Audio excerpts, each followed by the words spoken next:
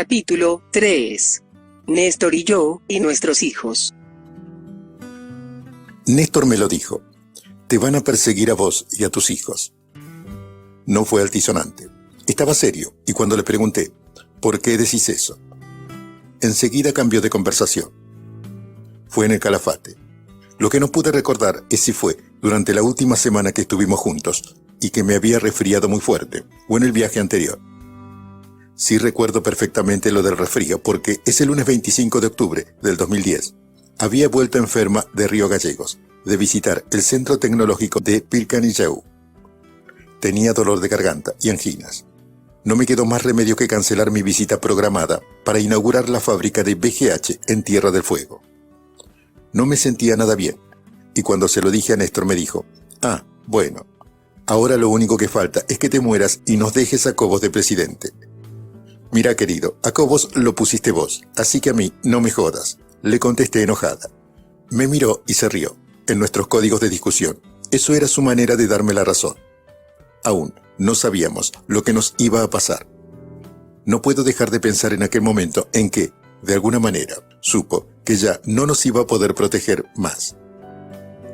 Él no se vio en esa fotografía de persecución, sencillamente porque no debía sentirse bien, y no solo no lo decía, sino que, además, lo ocultaba. No le encuentro ninguna otra explicación. Siempre quiso transmitir sensación de fuerza, de voluntad e invulnerabilidad. Era su manera de ser. Cuando, años más tarde, le conté a Máximo el augurio de Néstor, me miró y me dijo: ¿y vos qué creías? ¿Que lo de las AFJP, las retenciones, YPF, paritarias libres y los juicios de lesa humanidad eran gratis? Ay, Cristina. Máximo no me dice mamá, a diferencia de Florencia, que solo usa mi nombre cuando me llama la atención porque está enojada o no está de acuerdo con algo. Es curioso. Solo alguien que tuviera la intención de transformarnos en monstruos podría suponer que el amor que nos teníamos con Néstor era porque yo tenía una dependencia emocional y política de él. ¿Es un método de destrucción política planificada o simplemente lo que los psicólogos llaman proyección de las vivencias o miserias de aquellos que las dicen o las escriben? Jamás se me ocurriría decir que el amor es una enfermedad o un simple cálculo de conveniencia. Nos cuidábamos como se cuidan mutuamente los que se quieren de verdad. Siento que mi vida comenzó verdaderamente cuando empecé a salir con él. Fue en la primavera de 1974. Si bien nos conocíamos de la facultad, empezamos a vernos casi todos los días cuando Néstor se fue a vivir con Omar Busqueta, el novio de mi amiga Ofelia, Pipa Cédola, y yo estaba preparando con él materia de derechos reales. Los cuatro estábamos estudiando Derecho en la Universidad de La Plata. Néstor parecía un personaje salido del Mayo francés, y me hacía acordar a Daniel Cohn-Bendit con su pelo largo, lacio, anteojos cuadrados y grandes de marco negro, flaquísimo y una campera color verde oliva que lo hacía parecer, comentario venenoso de mi parte, un guerrillero que baja del monte. Mi padre, Eduardo Fernández, era un radical balvinista que decía que Raúl Alfonsín era zurdo. Siempre detesté esa expresión. Y Néstor, la verdad, no le gustaba nada. No solo por peronista, sino porque nunca comprendió nuestro vínculo. Ahora que lo pienso, a la distancia, creo que fue imposible para mi padre, con su visión del mundo y de la vida, entender los códigos de los jóvenes que se encontraban en aquellos años, los 60 y los 70, en medio del vendaval. El Mayo francés, la Revolución cubana, el peronismo y las dictaduras, Woodstock y el movimiento hippie, la pastilla anticonceptiva y la minifalda, Vietnam, Angela Davis y las Panteras Negras, el asesinato de los Kennedy y de Martin Luther King, o el fin del sueño americano. Mi Dios, el mundo volaba por los aires. En cambio mi madre, Ofelia William, que entonces era empleada de la Dirección General de Rentas y secretaria general de su gremio, la Asociación de Empleadas de Rentas e Inmobiliarias, siempre entendió mi relación con Néstor. Una vez, cuando le preguntaron en un programa de televisión por qué una chica como yo, en ese momento considerada muy atractiva, tenía un novio como Néstor, que no era buen mozo, ella contestó: porque encontró con quién hablar. Toma mate con chocolate, y tenía razón, porque hablábamos todo el tiempo y de todo, salvo de fútbol. Nunca me gustó. De eso siempre hablaba con mi mamá, fanática de Gimnasia y Esgrima de La Plata, o con mi hermana. Pero, además, ¿quién en aquellos años se ponía de novio porque alguien era lindo o feo? Nadie. Mi madre entendió. Mi padre, en cambio, cuando a los 3 meses de haber conocido a Néstor, le dije que me iba a casar con él, me salió con otra típica reflexión suya. Lo recuerdo como si fuera hoy. Íbamos en el auto. Él manejaba y yo sentada al lado. Cuando se lo conté, me miró y me dijo: «Mira que el matrimonio no es como uno de esos vestidos que tenés colgados en el placar, que cuando te dejó de gustar no te lo pones más o lo regalás». ¿Qué tipo? Como dice el refrán, de paso cañonazo. Siempre había criticado a mi mamá y a nuestra, a su juicio, excesiva afición a la ropa. Era inútil explicarle. Nunca entendió tampoco lo de Néstor conmigo. Salvo en el ámbito de la militancia política, en otras esferas, laborales o sociales. Me aburría como una ostra. Y calculo que mi mamá se dio cuenta de eso antes que yo. Porque si tengo que decir que es lo que más extraño de Néstor, aún hoy, es no tener una persona con quien hablar y discutir a fondo. Sé que puede sonar mal, o tal vez injusto, pero es la verdad, lo que podía sentir y tener de esas conversaciones con él. Nunca más lo volví a encontrar con nadie. Además de haber sido mi pareja y el padre de mis hijos, Néstor fue mi mejor amigo. La verdad es que no solo mi padre había sido poco receptivo a la idea de nuestro casamiento.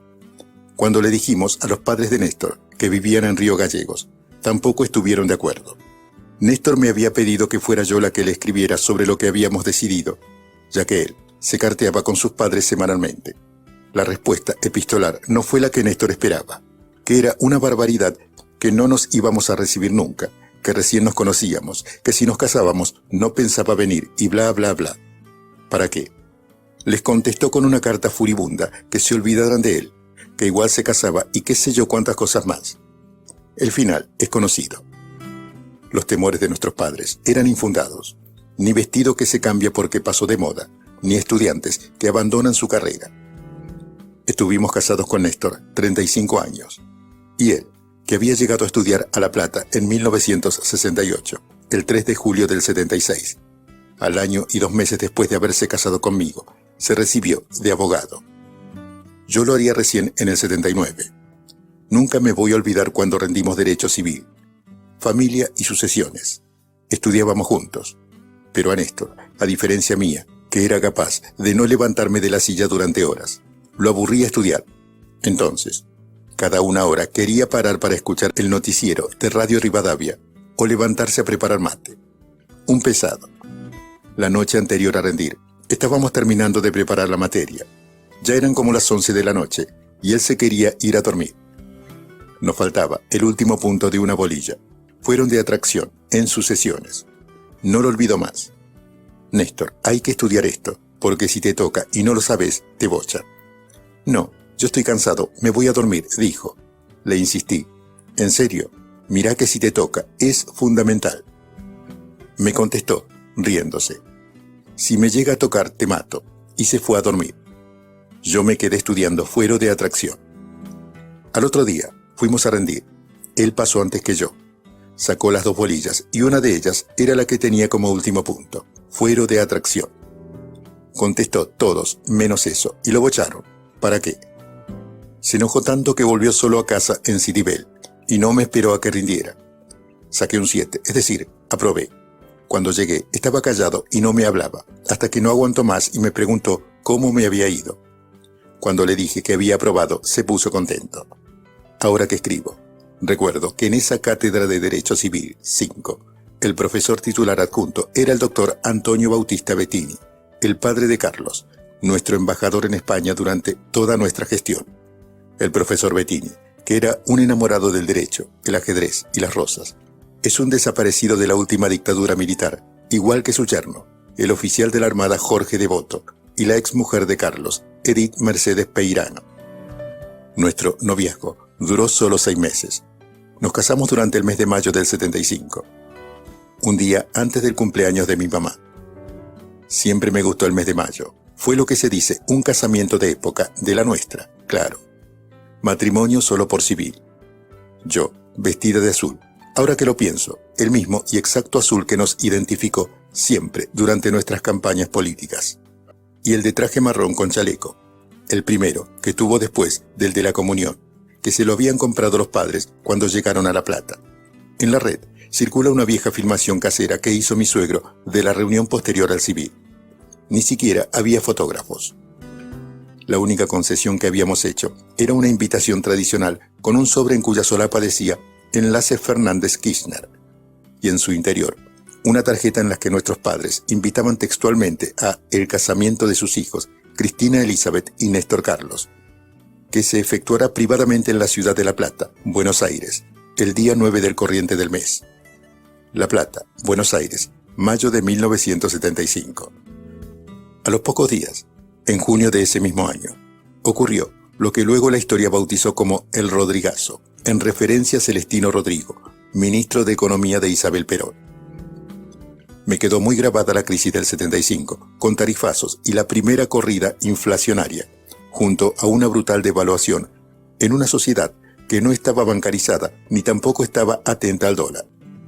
La conmoción económica agravaba además nuestra vida en La Plata, donde la inseguridad era total. La organización terrorista de ultraderecha AAA asesinaba a destajo. No era el genocidio que se desató a partir de la dictadura del 76, que secuestraba y desaparecía. El método era de violencia política paraestatal, patrullar las calles en La Plata, bajarse de un auto con ametralladoras y matar a sangre fría a militantes y dirigentes opositores. Levantaban gente y a las horas aparecían muertos al borde de algún camino. Recuerdo en particular las muertes de Carlo el Ruso Ivanovich y de Roberto Tatu Basile, junto a la negrita Mirta Mabel Aguilar. Todavía no nos habíamos casado.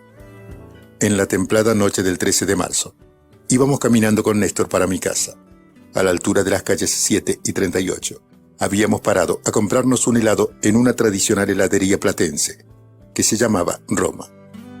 Como la noche estaba muy linda, caminamos unas cuadras y luego tomamos un taxi.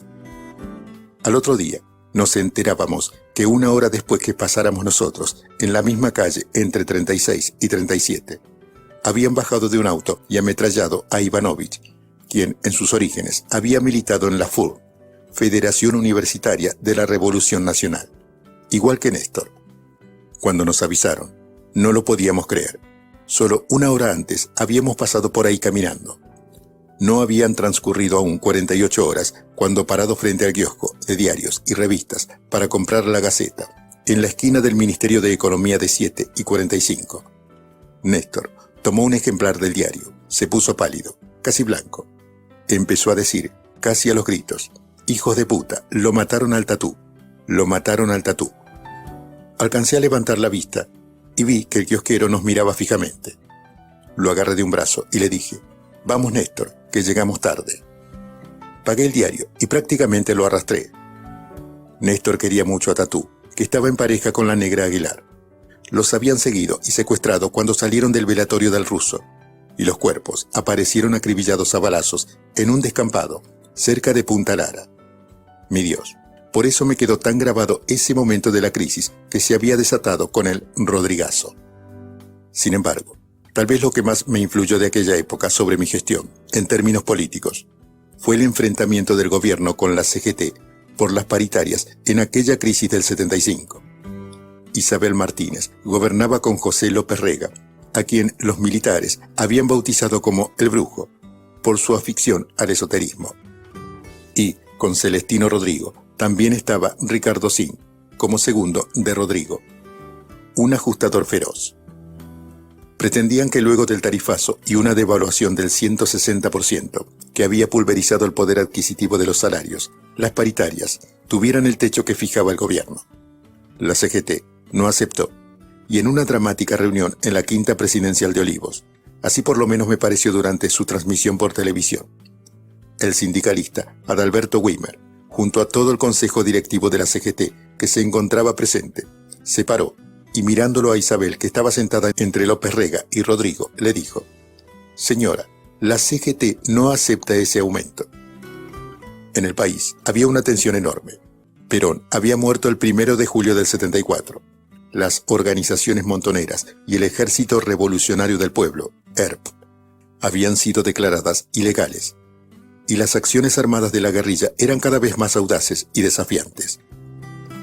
Era un momento de crisis tremendo, a tal punto que la CGT finalmente llamó a una huelga general que exigió y logró la renuncia de Rodrigo y López Rega. Nada menos que el 17 de octubre de 1975, una fecha fundacional en la historia del peronismo. Cuando recuerdo esos hechos reflexiono sobre la importancia de que un gobierno popular cuente siempre con el apoyo de los trabajadores. Tampoco deja de ser una paradoja digna de su mayor análisis, el hecho que, finalmente al brujo López Rega lo terminó echando lo que se había anatematizado como la burocracia sindical. Mis reflexiones sobre los momentos de tensión en la historia argentina tuvieron que ver directamente con el curso de nuestras vidas. Durante la dictadura, tuve mucho miedo. Miedo a la desaparición o a la tortura cuando vivíamos en La Plata, donde habían desaparecido y asesinado a muchos compañeros de militancia. Con Néstor, habíamos decidido pasar las fiestas de diciembre del 75 en Río Gallegos con sus padres. Justo la noche en que viajábamos, el brigadier de la Fuerza Aérea, Orlando Capellini, había intentado un golpe contra el gobierno de Isabel Perón.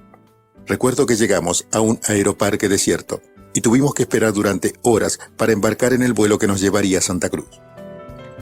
En aquella Navidad, la televisión, todavía en blanco y negro, daba cuenta del intento de copamiento de un cuartel del ejército de Monte Chingolo, en la localidad de Lanús, por parte del ERP. Cuando volvimos de Santa Cruz, mamá nos contó que Norma, la hija del Tano Finocchiaro, había formado parte de ese intento de copamiento en el que había perdido la vida. El Tano Finocchiaro, el enfermero que toda la vida había aplicado a nuestra familia las inyecciones que nos recetaban cuando estábamos enfermos. Lo recuerdo como si lo estuviera viendo. Llegaba en moto con su campera de cuero negra. Era pelado, y lo que le quedaba de cabello era blanco. Su dialecto ítalo-argentino era un cocoliche, una mezcla inefable. Me contaron que nunca pudo recuperarse. En la madrugada del 6 de enero de 1976, en Río Gallegos, nos detuvo la Policía Provincial por orden del Ejército junto a una pareja de amigos, Oscar Cacho Vázquez y su esposa Mabel Velázquez. La orden de detención era para Cacho, que había sido delegado de la Regional Séptima de la Juventud Peronista, y para todo aquel que lo acompañara. Estuvimos presos 17 días. A Cacho lo llevaron a la unidad carcelaria número 15, la misma en la que habían estado detenidos y se habían fugado en 1957 John William Cook, Jorge Antonio, Héctor Cámpora y Guillermo Patricio Kelly. Néstor quedó en la seccional primera de policía, ubicada en la entonces Avenida Roca, hoy Presidente Kirchner, de Río Gallegos, y a nosotros dos nos llevaron a la seccional tercera de mujeres, a una cuadra de la que, luego de muchos años, sería nuestra casa de la calle Monte Aymont. Todos y todas incomunicados. Mabel, que no era peronista y le criticaba su militancia a Cacho, lloraba todo el día. Pobre Mabel, no entendía por qué estaba presa. O sí, porque finalmente lo mandó a freír churros y se separó. Estábamos a disposición del área de seguridad militar, que tenía un número que no recuerdo, y en la misma comisaría había otras 3 mujeres presas, a las que les había dicho que éramos subversivas y que no podían hablar con nosotras. Una de ellas era una mujer mayor que había matado o intentado matar a su amante. La otra, la esposa de un policía, a quien le había puesto talio, veneno para ratas, en el mate. Y un adolescente que no sé qué problema había tenido con su padrastro. Lo cierto es que después de unos días, cuando se enteraron de que me faltaban pocas materias para recibirme de abogada, esas mujeres se acercaron por la mirilla de mi celda a preguntarme sobre su situación. Mi ya conocida y muy criticada por los opositores locuacidad hizo el resto. Ya tenía con quien hablar. Alicia me llevaba comida por la mañana y la noche, y María Ostioc, la madre de Néstor, me hacía llegar todos los días chocolate y fruta, hasta que consiguió, por la amistad de mi suegro con alguien del gobierno provincial, visitarme en mi celda donde estaba incomunicada. Lo recuerdo a la distancia, con mucha ternura. Cuando me vio en el camastro en el que dormía, con unas frazadas viejas y raídas, me dijo llorando: «No tenés sábanas». «Ay María, ¿qué me importan las sábanas? Hablen para que nos saquen de acá». Fue entonces cuando la decisión del interventor de Santa Cruz, Orlando Parolin, el gobernador constitucional Jorge Zepernik, había sido destituido y la provincia intervenida poco tiempo después de la muerte de Perón, puso en crisis nuestra detención al exigirle al jefe del área militar coronel Jorge Caloni, que nos liberara o nos pusiera a disposición del Poder Ejecutivo Nacional, porque él no quería tener presos políticos en su provincia. El hecho de que Caloni estuviera casado con una descendiente de los Aristazábal, una arraigada familia santacruceña, muy amiga de los tíos de Néstor, debió pesar porque finalmente fuimos liberados. Recuerdo que nos reencontramos con Néstor en la puerta de la vieja casa familiar de la calle 25 de Mayo. Nos abrazamos muy fuerte y le dije: tenemos que irnos del país. Esto va a ser una masacre. Nos van a pasar por arriba con una caterpillar. Él quiso tranquilizarme y me dijo: no va a ser para tanto. Va a ser como todos los golpes. Los primeros 2 o 3 meses habrá que cuidarse y después todos se aflojan. Esa era la teoría de Carlos Cuto Moreno, un viejo compañero de La Plata. Lamentablemente, la historia se encargó de darme la razón.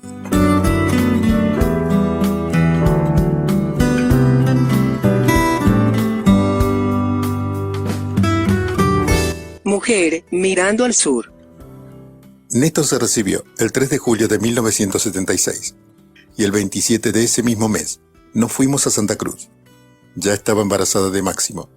Vivíamos en la casa de sus padres, la familia Kirchner Ostoik.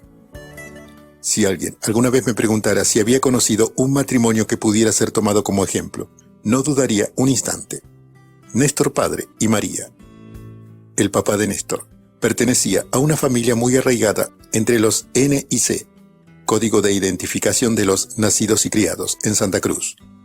María había nacido en Punta Arenas. Sus padres habían emigrado de Croacia como otros tantos. La colonia de inmigrantes de ese país es muy numerosa en el sur de Chile. La ciudad amurallada de Dubrovnik, en las costas del Adriático, de donde habían venido Mateo Stoik y Antonia Dragnik, era siempre mencionada como un destino turístico a cumplir algún día.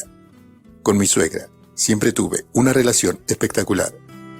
Me llevaba mejor que con mi mamá. María era una mujer extraordinariamente buena, solidaria, cooperativa, eficiente, pero muy católica y extremadamente conservadora y tradicionalista. Detestaba la política. Sin embargo, nunca discutí con ella. Siempre la acepté como era. Pesaban más todos los otros valores y nunca me importó su aversión a la política. Néstor adoraba a su padre y peleaba a su madre. Mi suegro era ateo y, al igual que todos los Kirchner, muy peronista. Le fascinaba el mundo científico en cualquier disciplina y estaba suscripto a la revista muy interesante que leía con verdadera fruición. Luego de tener 3 trabajos para mantener la familia y que María no tuviera que salir a trabajar, era conmovedor el amor que él le profesaba. Y pese a ser tan distintos, era una pareja de película. Todos los días daban una vuelta en su auto por las calles del pueblo. Así llamaba mi suegro a Río Gallegos.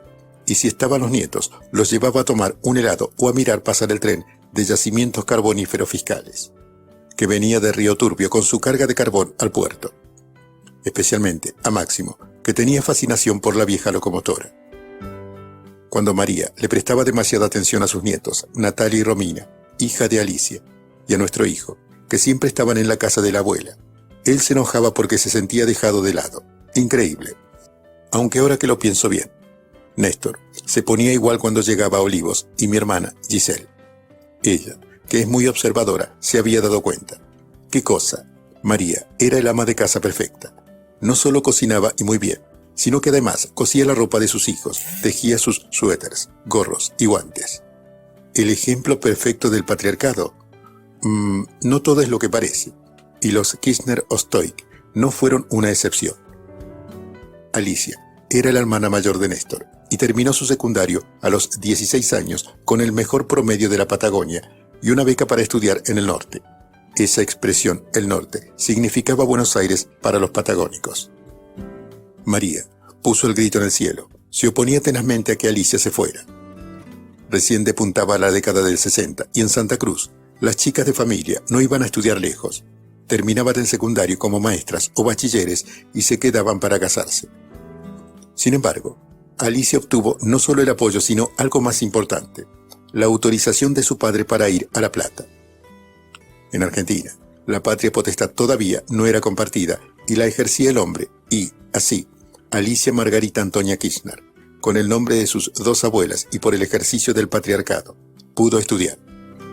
Es mentira que de noche todos los gatos son pardos. Todavía, en alguna reunión familiar, es posible escuchar la anécdota que se transmitía como una tradición oral. Alicia, haciendo su valija en la casa mientras su madre protestaba y le negaba el saludo cuando partió al aeropuerto acompañado solo por su padre. Néstor, que recién cursaba la escuela secundaria, había apoyado fervientemente a su hermana en aquella cruzada feminista.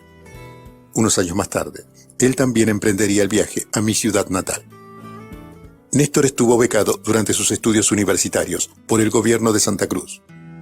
La beca implicaba que tenía que rendir una cantidad de materias por año, y cuando se recibía, debía volver a la provincia a trabajar durante 2 años como empleado en el sector público. Cuando regresamos en 1976, se presentó ante la autoridad que le había otorgado la beca para obtener el trabajo, pero el gobierno militar en la provincia lo rechazó. No teníamos casa ni salario, así que no nos quedó más remedio que ir a vivir con mis suegros. El padre de Néstor le compraba hasta los diarios y los cigarrillos. Yo había dejado de fumar por mi embarazo, pero comía todo el día.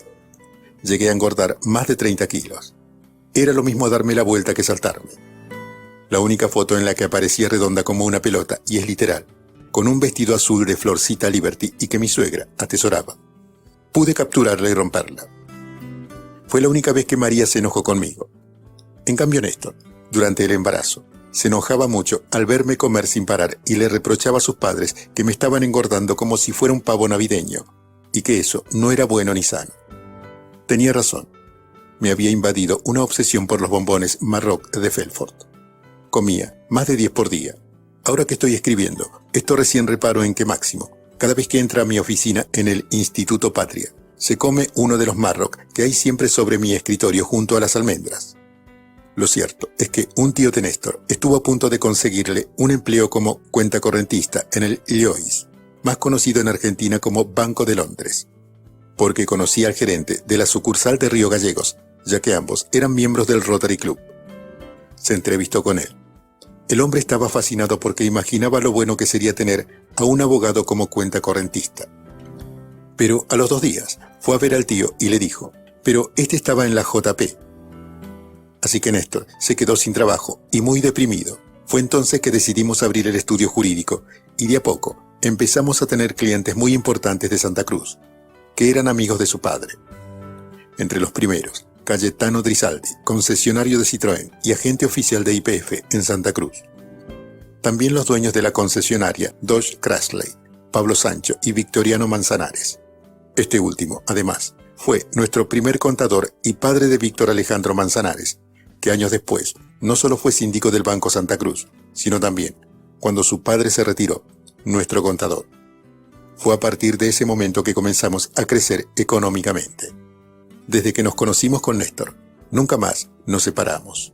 Siempre estábamos juntos. Cuando estudiábamos en la facultad para recibirnos de abogados, también en el Ministerio de Economía de la provincia de Buenos Aires, donde yo trabajaba desde 1972, y mi mamá le había conseguido un trabajo cuando decidimos casarnos. Allí compartíamos la misma oficina. Y en el estudio jurídico que abrimos en Río Gallegos, siempre nos recuerdan cenando y almorzando juntos. Entre 1977 y 1982, trabajamos muy intensamente como abogados. Nuestro buffet devino en el más importante de Santa Cruz. En 1981, un hecho familiar nos golpeó duramente, sobre todo a Néstor. Su padre había enfermado de cáncer de colon unos años antes. A fines de 1980, Néstor me pidió que fuera a Buenos Aires a comprar un departamento para que su padre no tuviera que pedir prestado a ningún pariente alojamiento en la capital federal. Es que el tratamiento exigía cada vez más su presencia en la ciudad. Recuerdo que en noviembre de aquel año firmé la escritura de nuestro primer inmueble a estrenar en Buenos Aires, en Barrio Norte, sobre la calle Juncal. Todavía la conservamos. No tenía teléfono. El anuncio del edificio detallaba que contaban con un expediente en la vieja compañía telefónica Entel. Terminamos comprando uno. Néstor decía, con razón que su padre enfermó, tenía que estar comunicado. Nunca lo usó. El 1 de febrero de 1981, Néstor Carlos Kirchner, padre, falleció en la Clínica Medisur de Río Gallegos a los 63 años de edad. Acompañé a Néstor hasta el lugar donde le mostraron el cuerpo sin vida de su padre, y lo abracé con fuerza cuando lloró su orfandad. Estaba devastado. Nunca olvidó a su padre. Lo añoró hasta sus últimos días y se lamentaba que no hubiera podido verlo ni siquiera en el comienzo de su carrera política como intendente de Río Gallegos. Cuando lo recordaba, se le llenaban los ojos de lágrimas y cada 1 de febrero iba al cementerio de Río Gallegos. Tampoco olvidé a Néstor padre. Era el que más me había insistido, mejor dicho, exigido, para que diera esas 3 materias que me faltaban para recibirme de abogada, cuando nos fuimos de La Plata en julio de 1976. Yo no había querido quedarme a rendirlas. Estaba aterrorizada con lo que estaba pasando. Quería irme lo más rápido posible porque el clima en la ciudad era irrespirable. Los militantes caían como moscas fumigadas con el veneno del terror estatal y no volvían a aparecer. A los 24 días de que Néstor rindiera su última materia, habíamos embalados nuestros muebles y partido rumbo al sur. Yo ya me había recibido de procuradora y me faltaban 3 materias para el título de abogada: filosofía del derecho, socióloga e internacional privado. La verdad, me importaba un comino el título. El de Néstor lo fueron a retirar 2 compañeros, el Cuto Moreno y el Flaco Negri. A partir de que llegamos a la casa de su familia en Río Gallegos, su padre empezó a martillar la cabeza con que tenía que rendir esas 3 materias, que era una barbaridad que faltándome tampoco no lo hiciera. No quería ni sentir hablar de la facultad, y menos de ir a rendir. Estaba tildada con ese tema. Sin embargo, Néstor padre no paró hasta que en 1979 rendí mi última materia, internacional privado, y aprobé con 8. Me había ido a La Plata durante un mes a prepararla. Máximo tenía 2 años y como yo estudiaba con atril y leyendo en voz alta, más de una vez lo encontré haciendo lo mismo con el libro al revés. Cuando me recibí, mamá repitió la ceremonia familiar. Después de que cada una de nosotras rendía una materia y aprobaba, en ese momento mi hermana ya estaba cursando 3er año de medicina. Compraba sándwiches triples y masas finas de la tradicional confitería París de La Plata. Qué rico comíamos, me encantaba. Lo cierto es que le debo a mi suegro el haberme recibido. ¿Cómo olvidarlo? En noviembre del 81, con Néstor y otros compañeros fundamos el Ateneo Teniente General Juan Domingo Perón. Habíamos decidido pasar de las reuniones y charlas en diferentes casas que comenzamos a realizar en 1980 a acciones más concretas, y la figura de Ateneo era la coartada para intentar sortear la prohibición de hacer política, impuesta por la dictadura después del 76.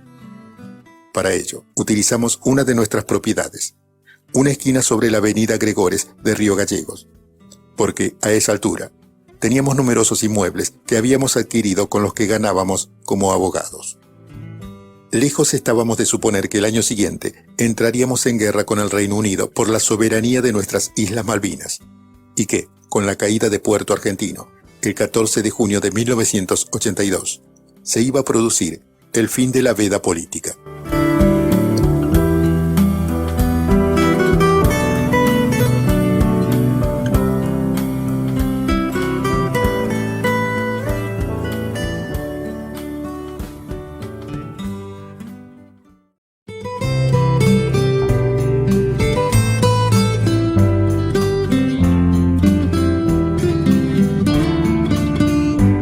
Después de la dictadura. Néstor fue electo intendente 5 años después. No fue un intendente más. Se involucraba en forma absoluta en cada problema y era intendente las 24 horas. A la noche salíamos de nuestra casa en Río Gallegos a recorrer la ciudad porque siempre quería ver cómo estaba todo. Si detectaba lámparas de alumbrado público quemadas o basura acumuladas en algún lado, lo llamaba inmediatamente a Tito Lascano, el secretario de Obras Públicas, que lo acompañó durante toda su gestión. Yo mismo salía con Máximo, que entonces era un nene de 10 años, a ver cómo funcionaba el tránsito de la primera rotonda que tuvo Río Gallegos, y que nosotros, orgullosamente, habíamos proyectado y construido. Todavía está en la intersección entre la Ruta 3 y San Martín. Con Néstor estábamos muy enchufados con los problemas de la gestión todo el tiempo. Sin embargo, yo podía desconectarme. Él nunca pudo. La intendencia de Río Gallegos, su ciudad natal, fue su primer cargo electivo. Había recibido el municipio en muy malas condiciones. muchas deudas, una obra de cloacas que la gestión anterior no había podido terminar, y la ciudad atravesada por zanjas abiertas donde se había caído gente y autos. ¿Qué cosa? Siempre sopa. A cada lugar y cargo que llegamos, siempre estaba todo destruido. Para colmo, el sindicato de los municipales estaba manejado por opositores, y a los pocos días de asumir decretaron una huelga por tiempo indeterminado. Exigían un aumento de salarios impagable. Néstor les explicaba que no había plata en el municipio, y los municipales contestaban: «Ah, claro, él dice eso porque es funcionario y gana mucha plata». Le reprochaban el sueldo de intendente que, obviamente, era más alto que el de los empleados. ¿Qué hizo entonces Néstor, además de enojarse? Renunció al sueldo. Sí, tal como se lee, firmó un decreto que le permitiera trabajar ad honorem, y así lo hizo durante los 4 años de gestión. Le siguieron haciendo los aportes previsionales para que no los perdiera, pero él no cobró ni un peso durante toda su gestión como intendente. Ese gesto fue reconocido. La primera esposa de Julio De Vido, Silvia, era psicóloga. Analizó lo que Néstor había hecho y también porque su actitud no fue valorada. Su diagnóstico tenía lógica. Era una decisión totalmente destructurante, pero que solo podía ser tomada por alguien que tenía plata y no necesitaba de un salario para vivir. Ella tenía razón. Yo también trabajaba todo el día ad honorem en la municipalidad junto a Néstor. Sí, efectivamente, no había dudas. Podíamos hacerlo por nuestro trabajo como abogados. Eso de no cobrar sueldo solo lo puede hacer alguien que no depende de un salario, y de esa manera, si eso fuera un ejemplo, el ejercicio de la función pública y de la política solo quedaría reservado a gente con mucho dinero. Moraleja: Néstor, durante sus 4 años como intendente de Río Gallegos, nunca cobró un peso y nadie lo valoró. Siempre lo recordó como una enorme estupidez. En 1989, fui electa diputada provincial de Santa Cruz. En 1990, luego de muchos años de pensar que no tendríamos más hijos, nació Florencia. La llegada de la nena, que era un sol, además de rejuvenecernos, creo que nos completó absolutamente. Fue muy gracioso. Nos enteramos del sexo el mismo día que nació porque se había dado vuelta y no se lo podía ver. Durante todo el embarazo, Néstor había asegurado que era un varón. Él quería otro varón, pero Florencia terminó siendo su favorita. Era insoportable con la nena. En 1991, la llegada de Néstor a la gobernación en Santa Cruz coincidió con una etapa de nuestras vidas en que fuimos muy, pero muy felices. Dicen que las mujeres entre los 40 y los 50 viven su mejor momento. Tal vez, no sé, pero para mí fue así. En 1995, Néstor fue reelecto gobernador con el 66.5% de los votos, el porcentaje más alto en toda la historia de la provincia para el cargo de gobernador. Lo cierto es que durante toda la década del 90 vivimos en la residencia de la gobernación de Santa Cruz. Era una vida más tranquila, o más normal. Florencia iba al colegio María Auxiliadora, que, más que al lado, estaba pegado a la residencia. Saltaba el cerguito y se metía en la escuela. Máximo iba al Nacional, sobre la ría, a 5 cuadras de la casa. Él y sus amigos preferían entrar y salir de la residencia por la ventana de su habitación, que daba directamente por la calle Piedrabuena. Rara vez utilizaban la puerta de ingreso del patio interior. En invierno, Máximo llegaba al colegio con el pelo congelado porque salía con la cabeza mojada después de bañarse, y caminando en el trayecto se le escarchaba. En el secundario, ser hijo nuestro, lejos de facilitarle la vida, se la complicó. Cuando Néstor llegó a la gobernación por primera vez, en diciembre de 1991, las cosas no estaban nada bien y debido a la caótica situación financiera y económica, la provincia estaba literalmente quebrada y con una administración pública superpoblada. Y, ante la imposibilidad de pagar sueldos, tuvo que optar entre echar gente o descontar un porcentaje de los salarios. En la reunión de gabinete donde lo decidió, había algunos que proponían eliminar empleos públicos. Para que los números cerraran, había que cesantear a 5.000 personas aproximadamente. Y me acuerdo como si fuera hoy que Néstor dijo: me corto una mano antes de firmar para echar gente. No me pienso bancar, andar por la calle y que un pibe me pare y me diga: usted dejó sin trabajo a mi papá. Ni loco. Yo era diputada provincial, y junto a los 8 diputados que tenía el Frente para la Victoria santacruceño, llegábamos al mágico número de 9 sobre un total de 24, que permitió sostener la medida. Lo cierto es que a los 2 años, en 1993, Néstor no solo había enderezado las finanzas de la provincia, sino que además devolvió todos y cada uno de los descuentos más los intereses que fijaba la justicia a cada uno de los empleados y jubilados. Había funcionado como una suerte de plazo fijo forzoso. La gente estaba contenta, nadie se había quedado sin trabajo y cobraron un montón de plata junta. Pero el pobre Máximo tuvo que aguantar, literalmente, muchas presiones en el colegio. En 1992, cursaba 3er año y el profesor de instrucción cívica, pese a que en las pruebas había sacado 7 y 8, en la nota final de la libreta le puso un 4.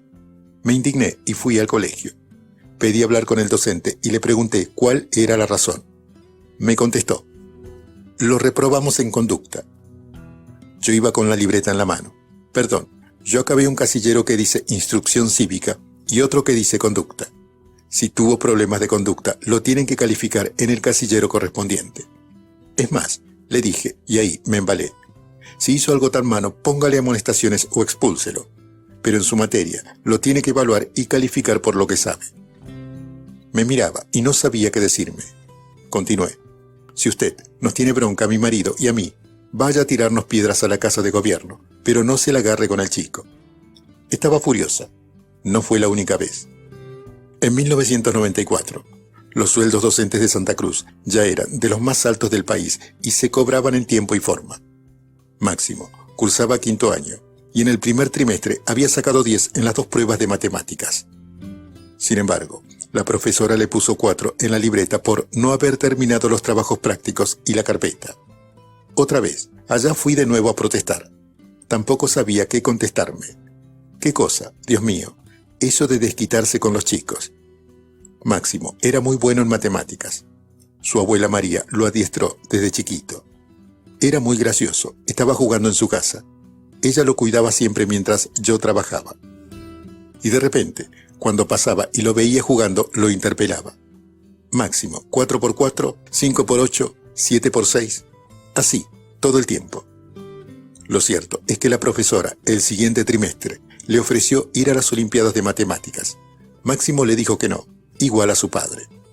En realidad, cuando escucho hablar de los hijos del poder en referencia a Máximo y Florencia, no sé si reírme o ponerme a llorar. Nunca lo disfrutaron. Al contrario, siempre lo sufrieron, y desde chiquitos. A Florencia la tuve que sacar de un colegio bilingüe privado en Gallegos por la manera en que la maltrataban algunas nenas de su curso, que incluso venían a la residencia a jugar o tomar el té. La envidia suele ser algo muy feo y fuerte. En el colegio público primario, ya durante la democracia, tuve que ir a hablar con el profesor de educación física de Máximo, un militar del regimiento 24, que le había puesto insuficiente. Cuando le pregunté cuál era la razón de esa calificación, me contestó que era porque no sabía hacer la vertical. ¿Para qué? Creo que me puse verde. Escúcheme, le dije, su padre y yo somos abogados y muy buenos, y ninguno de los dos supimos nunca hacer la vertical. Pero si usted le pregunta al chico quién es el presidente del país, lo sabe, porque vive en una casa donde leemos los diarios y no tenemos tiempo de andar practicando la vertical. Se dio cuenta de que me había dado cuenta. Al mes siguiente, vino con la calificación de suficiente. En serio, si algo no les cabe a Máximo y a Florencia, es que hayan sido hijos del poder. De cualquier manera, nuestra vida en Río Gallegos fue infinitamente más linda si se compara con la que tuvimos en la residencia de Olivos, que naturalmente te aísla, aunque no quieras. El primer año en la gobernación, por la grave situación que atravesaba Santa Cruz, no pudimos tomarnos vacaciones, pero ya en el verano del 93, pudimos retomarlas durante el mes de enero. Recuerdo que en aquella oportunidad decidimos no alquilar una casa quinta con pileta en Citibel o Gonet, como veníamos haciendo todos los años. La más linda en la que habíamos estado fue la del verano del 88 y 89. Ya había decidido dejar de fumar, y el 31 de diciembre de 1988, a las 12 de la noche, apagué mi último cigarrillo. Fumaba más de 2 atados por día, Néstor 4, y recién dejó de hacerlo 6 años más tarde. Esa vez, la quinta tenía una pileta inmensa en medio de un gran parque, La casa era lindísima y muy bien decorada. Alicia vino con las chicas. Fue aquel enero del 89, cuando el país siguió por televisión, como si fuera una novela, el intento de copamiento del cuartel, La Tablada. Ese 23 de enero, mirábamos absortos las imágenes en la pantalla. Fue también el verano de los cortes de luz programados de 6 horas, que nos impedían comprar más carne o más helado del que consumíamos en el momento, porque no lo podíamos conservar. Unos meses más tarde, se desató la hiperinflación, que terminó con la entrega anticipada del poder por parte de Raúl Alfonsín. La costumbre de alquilar una quinta para pasar las vacaciones de enero era una manera, durante los primeros años, después de irnos de La Plata, de volver a estar con mi familia. Pero durante el 92, alguien me había hablado de lo lindo que era Cariló, y decidimos que en esa temporada íbamos a buscar allí una casa con pileta. La encontré. Era blanca de aberturas azules, estilo mediterráneo, llena de desniveles, con pileta y un parque de bosques de pinos increíble. Era de una pintora. Yo había ido con los chicos en avión y más tarde debía llegar Néstor en nuestro auto desde Santa Cruz. Siempre lo hacíamos así, para tener vehículo durante las vacaciones. Ni bien llegué, advertí que no había alumbrado y que a la noche era todo muy oscuro, como una boca de lobo. Pensé, esto a Néstor no le va a gustar nada. Dicho y hecho. No solo no le gustó, sino que llegó de madrugada y como había llovido terminó encajado con el auto en la avenida Divisadero. Apenas entró, lo primero que me dijo fue, ¿dónde me trajiste? Traté de contarle que el lugar era divino, agreste, naturaleza pura. No hubo caso. Para colmo, al otro día, cuando fuimos al centro comercial, leyó un cartel que habían puesto en la vidriera de un negocio que decía, no al asfalto. Quise explicarle que era una campaña de los vecinos de Cariló contra la decisión del intendente Blas Altieri de Pinamar. Cariló depende de ese municipio, que quería pavimentar la avenida principal en el que él se había encajado y ahí estalló. Pero, ¿dónde vinimos? Estos están todos enfermos. No quieren asfalto y cuando llueve te encajas en todas las calles, porque además no se ve nada. Con toda la plata que gastamos. Lo que no sabíamos era que todavía faltaba algo más. Siempre tuvimos la costumbre, cuando estábamos en Buenos Aires, de comprar todos los diarios. A Santa Cruz, los pocos diarios que llegaban eran Clarín, La Nación y Página 12, y lo hacían después del mediodía. Así que a la mañana íbamos al centro comercial. Néstor con sus diarios a cuestas, Clarín, La Nación, Página 12, Crónica, Ámbito Financiero, La Prensa y El Día de La Plata, y todas las revistas que encontraba. Se iba a una confitería y esperaba que yo volviera de hacer las compras tomando un café. Por supuesto, me producía y arreglaba como si fuera a una fiesta. Sombrero, anteojos de sol, pareo, etc. Él iba de remera, zapatillas, medias, short de baño y llevaba una gorrita con la visera para atrás. Uno de esos días, estaba sentado en la mesa con la pila de diarios y revistas y se acercó una señora muy paqueta que le dijo, ¿me da La Nación, por favor? Yo, justo venía entrando y Néstor le dijo, no señora, no puedo, son de la patroncita, que ahí viene. Cuando me di cuenta lo que había pasado, no podía parar de reírme. Nunca me divertí tanto como cuando estaba con él. Esas son las cosas que no he vuelto a vivir con nadie. Máximo, que en ese momento tenía 15 años, tampoco tuvo éxito en Cariló.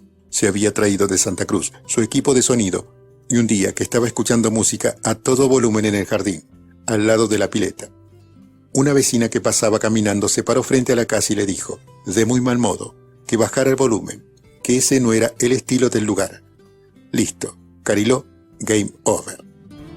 Al verano siguiente, alquilamos en Pinamar una casa increíble junto al golf, destino turístico que volvimos a repetir hasta el verano del 97.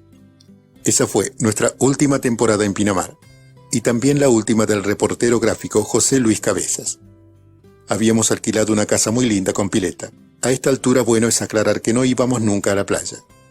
Carlos Zanini y su mujer, Patricia Alzúa, a la que le dicen La Vasca, habían pasado a visitarnos camino a Punta del Este, donde siempre pasaron sus vacaciones hasta que Néstor llegó a la presidencia. Estuvieron un solo día, y recuerdo que Patricia perdió un aro de oro en la pileta, que encontró el parquero cuando la desagotó por limpieza, como cada fin de semana. el 25 de enero de 1997. Regresamos de las vacaciones, antes de finalizar el contrato de alquiler. Como siempre, ya que si bien alquilábamos las casas hasta el 31 de enero, nunca completábamos el mes.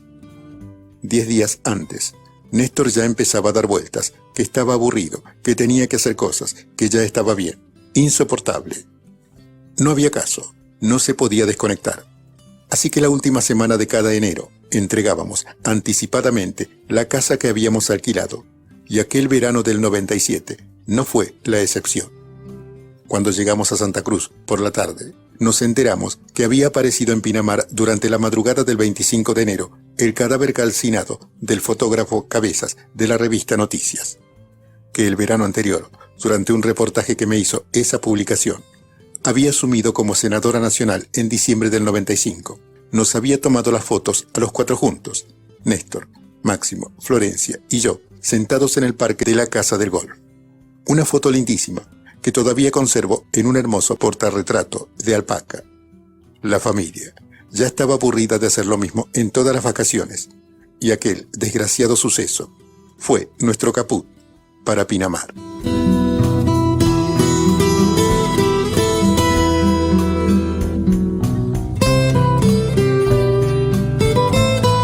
Un pingüino en Nueva York. En julio de ese año, en las vacaciones de invierno, conocimos Nueva York. Para Néstor, fue amor a primera vista. Se enamoró de Nueva York. Le gustó todo: las calles, sus edificios, el movimiento y el ruido permanentes, el tráfico, lo cosmopolita, lo diverso, esa gente tan distinta entre sí que no se cansaba de mirar, el Central Park, el Metropolitan y su capítulo egipcio, los restaurantes. Decía que la ciudad tenía vida y energía. Le gustaba recorrerla. A la mañana temprano iba al gimnasio del hotel y después de almorzar en el Vice, su restaurante preferido en la calle 54, entre Madison y la Quinta, se lanzaba a caminar. Recorría desde la Quinta Avenida al Show o al Central Park, lugar que cuando fue presidente eligió para caminar y correr por las mañanas. Para desgracia de los argentinos del servicio secreto, que de traje y corbata corrían detrás de él. En ese primer viaje nos alojábamos en una suite divina del Plaza Hotel, sobre la Quinta Avenida. Años atrás, los Trump habían comprado el mítico hotel e Ivana, entonces esposa de Donald, lo había redecorado. Cuando nosotros llegamos, ya se habían divorciado, pero el dorado todavía sobrevivía. Era muy impresionante. La habitación de la suite era gigante, igual que el vestidor, con una cama con baldaquino y un baño inmenso, desde el cual se podía ver la Quinta Avenida. El estar tenía un hogar con piedras que simulaban brasas. Al principio me encantó, pero a los pocos días lo empecé a sentir un poco impersonal y demasiado dorado. Aunque debo reconocer que el brunch, esa costumbre americana de juntar desayuno y almuerzo los domingos, que ofrecían en la plaza, era insuperable. Nunca volví a ver nada igual. La segunda vez que fuimos, elegimos el Hotel Península, también sobre la Quinta Avenida. Sin embargo, nunca pude convencerlo de ir a Nueva York en diciembre. Néstor detestaba la nieve. La había sufrido desde muy chico, cuando vivir en Río Gallegos no tenía nada que ver con las comodidades de hoy. La vida era muy dura y le había quedado una aversión muy fuerte por las consecuencias posteriores a las nevadas. Por eso, en las vacaciones de verano, decidimos ir a Disney, que también le gustaba muchísimo y disfrutaba viéndola a Florencia, fascinada con los personajes y las princesas de Disney. ¿Quién iba a suponer que nuestra hija terminaría siendo una militante feminista? Para mi gusto, un tanto talibana, pero al mismo tiempo una esperanza, ya que demuestra que los procesos culturales pueden ser revertidos. Lo cierto es que los pingüinos Kirchner, que los medios de comunicación hegemónicos trataron de presentar como dirigentes populistas anti-norteamericanos, nos encantaba pasar nuestras vacaciones en Estados Unidos. Un país de la hostia, como decíamos. Nunca confundimos las cosas pese a los estereotipos que se venden por ahí y no pocos compran. Siempre teníamos la misma rutina. Íbamos a Orlando, al Hotel Floridian, divino adentro del parque. Hay una imagen de Máximo en el libro La presidenta de Sandra Russo, en la que se lo ve con la camiseta de Racing, anteojos negros y tomando un daiquiri en la pileta de ese hotel, foto que todavía me reprocha por las cargadas que le hacen. En esa pileta, Néstor se metía a jugar y a chapotear con Florencia. Parecía un chico cuando jugaba con la nena. En cambio, nunca me gustó la manera de jugar con Máximo. A lo bruto, detestaba los manotazos que se propinaban y más me molestaba la justificación. Los hombres pelean así. Él, Floridian, tenía un gimnasio espectacular y Néstor, que era un tipo muy metódico, siempre hacía actividad física por la mañana, temprano.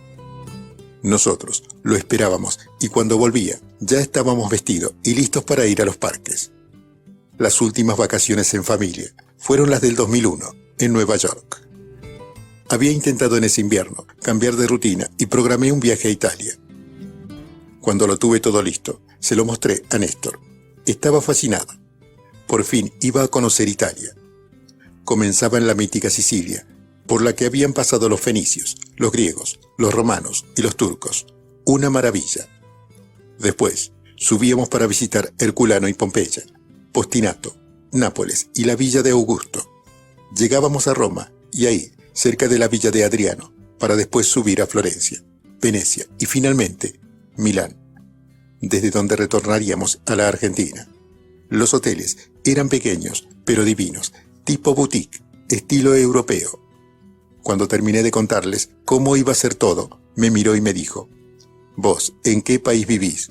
Se está cayendo todo a pedazos y a vos se te ocurre irte 18 días a Italia». La situación del gobierno de la Primera Alianza, encabezada por Fernando de la Rúa, era mala. Néstor definió: «Mejor vayamos a Nueva York, que está más cerca y casi no hay diferencia horaria». «Pero Néstor, es lo mismo, son solo 4 días más de las 2 semanas que vos decís. Y lo de la distancia y lo del horario es ridículo. Es Italia, no China. Hay aviones y celulares», protesté. Fue inútil. Intenté argumentar que en Santa Cruz estaba todo bien y tranquilo, lo cual era rigurosamente cierto, pero no hubo caso. Terminamos en Nueva York.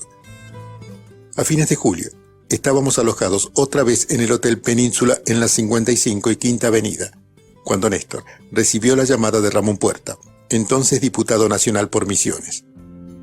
La Liga Federal de Gobernadores requería su presencia en Buenos Aires. Viajó inmediatamente, pero antes de irse me dijo: «Vos quédate con los chicos. ¿Para qué vas a viajar? Disfrutá». Por supuesto, le hizo caso y nos quedamos hasta los primeros días de agosto de aquel 2001.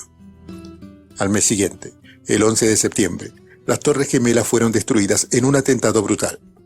Fue la última vez que Máximo salió del país y que nosotros visitamos Nueva York como turistas. En 2003, volvimos al mismo Hotel Península, pero esta vez con Néstor presidente y yo primera ciudadana, para asistir a la Asamblea Anual de las Naciones Unidas, en donde, por primera vez, habló en representación de la Argentina. Luego, a partir del 2008, la que viajó todos los años a Nueva York como presidenta fui yo. Fueron esas las únicas ocasiones en que Néstor me acompañó en los viajes al exterior. Sí, definitivamente fue Nueva York, su destino turístico preferido.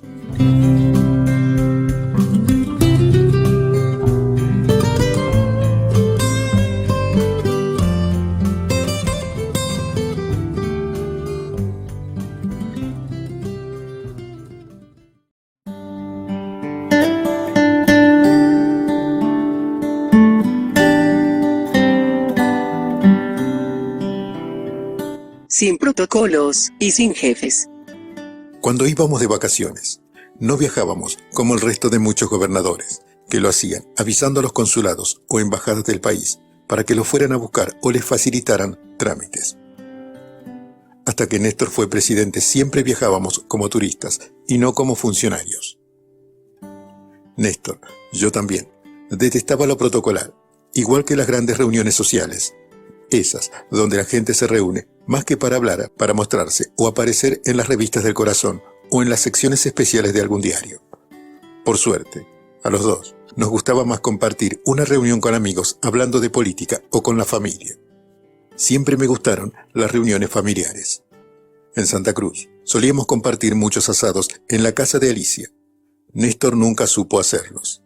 O los domingos en la residencia, cuando él fue elegido gobernador, ya que su madre había ido a vivir con nosotros. A partir del 2003, todos los domingos almorzábamos con la familia en Olivos. Mi hermana y mi mamá llegaban de La Plata. Natalia, la hija de Alicia y su marido, Patricio, que todavía vivían en Buenos Aires.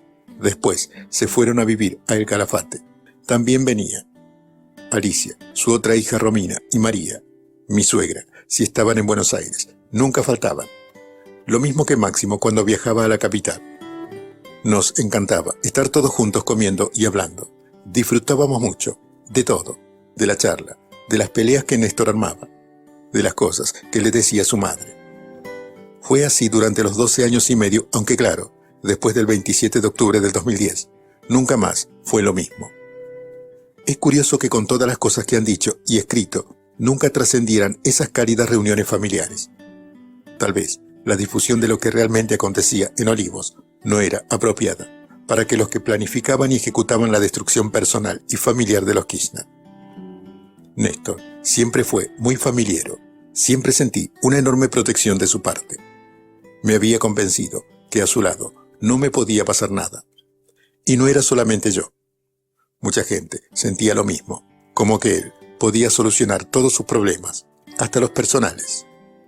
En Santa Cruz, cuando era gobernador, esa relación era casi de persona a persona. Más de una vez atendió audiencias donde le venían a contar problemas de un divorcio o una pelea familiar. Increíble. Solo en 2 oportunidades sentí que el rol se había invertido y era yo la que tenía que protegerlo. Una ocurrió en La Plata en 1976. Estábamos trabajando en la oficina del Ministerio de Economía y nos llamó mi mamá pidiéndonos que por favor vayamos urgente para su casa. Cuando llegamos, estaba mi papá con una cara que no podía ser. Mi abuela Amparo, su madre, que vivía enfrente de nuestra casa en Citibel, le había avisado que habían ido a buscarnos a casa en varios autos. Eufemismo que ya en plena dictadura significaba secuestro y desaparición. Mi padre, desesperado, me miró a mí sola y me dijo: «Te saco del país». Hacía unos días, en Las Flores, provincia de Buenos Aires, habían detenido y estaba desaparecido Carlos Chiche, la Bolita, que había vivido con nosotros en Citibel, junto a su mujer Gladys D'Alessandro, hasta después del golpe militar. No me voy a olvidar nunca de aquella reunión con mi padre. Estábamos en la cocina de la casa y repetía desesperado: «Te saco del país, te saco del país», ignorándolo a Néstor, que al lado mío miraba la escena sin decir una palabra. Estaba más que claro que él no figuraba en los planes de salvataje de mi padre. En ese momento sí lo vi absolutamente desprotegido y sin embargo no le dijo no. Ella no se va. Se quedó callado, en la tensión brutal que le daba sentir que él no podía protegerme y que en todo caso mi padre sí podía hacerlo. Obviamente no me fui al exilio y durante unos días nos fuimos a vivir a la casa del gallego Rubianes. Es amigo de Néstor, que tenía un departamento seguro sobre Diagonal 80, a 1,5 cuadras de la estación de trenes. Después averiguamos que, en realidad, la patota había caído en casa que estaba a media cuadra, en lo que sabíamos que vivían integrantes de Montoneros, y que ellos habían salido a decir en el barrio, para disimular, que nos buscaban a nosotros. El prejuicio contra Néstor por parte de mi padre y abuela hizo el resto. ¡Qué barbaridad todo! La segunda vez ocurrió durante la Semana Santa, en abril del 2004, cuando Néstor ya era presidente. Él estaba muy afectado por el asesinato de Axel Bloomberg y por las movilizaciones que siguieron después, encabezadas por el padre del joven, el ingeniero. Después se supo que usurpaba el título, Juan Carlos Bloomberg, que exigía mano dura del Estado. Habíamos decidido pasar el feriado largo en Santa Cruz. Néstor viajó primero a Río Gallegos, acompañado por Máximo, quien luego me contó que su padre se había descompuesto en nuestra casa y tuvo que atenderlo cuando comenzó a vomitar. Yo había viajado más tarde, directamente a El Calafate, donde habíamos convenido encontrarnos. Y así fue que, sentada en el living, lo vi venir trastabillando desde nuestra habitación hasta caer desmayado arriba de un sillón grande. Lo internamos en el hospital del Calafate, que entonces no era el ultramoderno de hoy, sino el de la antigua villa, mucho más pequeño. La situación era difícil, porque en ese momento había una pelea por las tarifas y la empresa Camúsigas del Sur había cortado el servicio en todo el pueblo, a pesar de que había muchísima gente por Semana Santa y que además estaba el presidente de la República con su familia. En realidad, creo que lo habían hecho precisamente por eso. Recuerdo que integrantes de la custodia donaron sangre y que estábamos todos muertos de frío. Tuvimos que llevar una garrafa para que pudieran hacerle algunos análisis del laboratorio que requerían calor. A las 5 de la mañana me fui a dormir un rato. Me acosté vestida por el frío y para poder volver rápido al hospital. Néstor había perdido mucha sangre. Había tenido una hemorragia interna y estaba pálido, blanco, amarillento, sentado en una habitación chiquita. Se lo veía mal, deteriorado. Nunca lo volví a ver tan débil físicamente, ni siquiera cuando tuvo más adelante la obstrucción de carótidas. Yo le había preguntado al médico qué era más conveniente, si llevarlo a Buenos Aires o a Río Gallegos. Me dijo que a Gallegos porque era más cerca. Pregunté si allí teníamos la tecnología suficiente. La respuesta no se demoró. Sí la teníamos. Recién habíamos dejado la gobernación y el nuevo y ultramoderno hospital de Río Gallegos que habíamos construido seguía funcionando a la perfección. Le dije, te vamos a llevar a Gallegos. Y él no discutió. En otro momento hubiese dicho qué hacer, pero esa vez solo dijo, con apenas un hilo de voz, no dejes que me vean así. Él detestaba que lo vieran débil. Lo entendí. No te preocupes, nadie te va a ver así. Solo sobre mi cadáver. Lo tranquilicé y cumplí. Organizamos un operativo tremendo.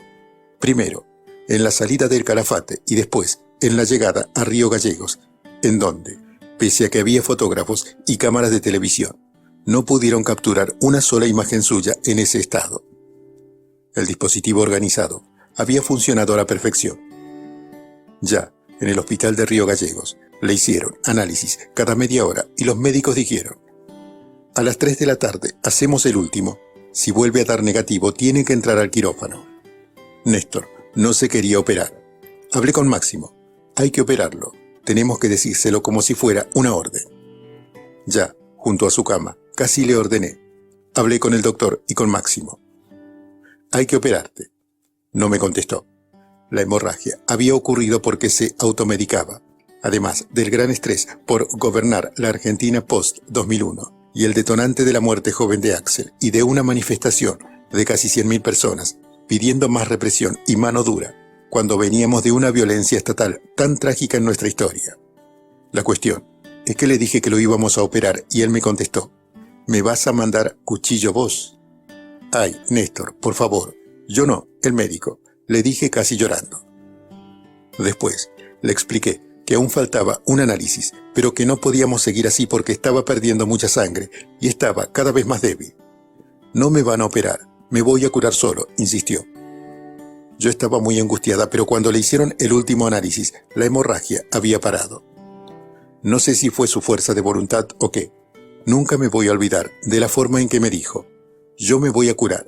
No estaba enojado, me lo dijo tranquilo, pero con una enorme certeza, casi una convicción.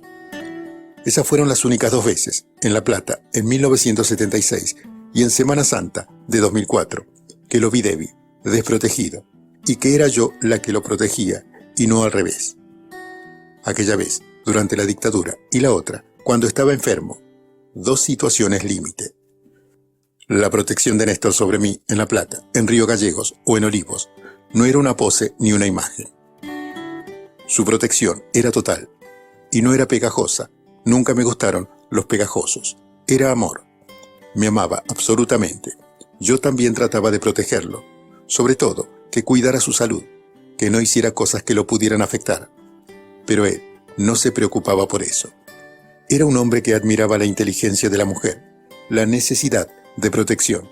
No solo se explica a partir del efecto, sino también del orgullo por tenerme como compañera, como esposa. Sí, él estaba orgulloso de mí. Alberto Fernández me contaba cuando Néstor le interrumpía la agenda como jefe de gabinete para hacerlo escuchar en su despacho, de La Rosada, mis discursos en la campaña presidencial en 2007. O Mario Ishi, el intendente de José Cepaz, cuando iba a visitarlo a Olivos y lo sentaba a escuchar alguna de mis cadenas nacionales como presidenta. U Oscar Parrilli, cuando me contó que al visitar nuestra casa de Río Gallegos, que más tarde vendimos, Néstor lo arrastró hasta el último piso para mostrarle mi inmensa y adorada biblioteca. Vení, Oscar, vamos arriba, así te muestro la biblioteca de Cristina. Fueron sus palabras en aquella oportunidad.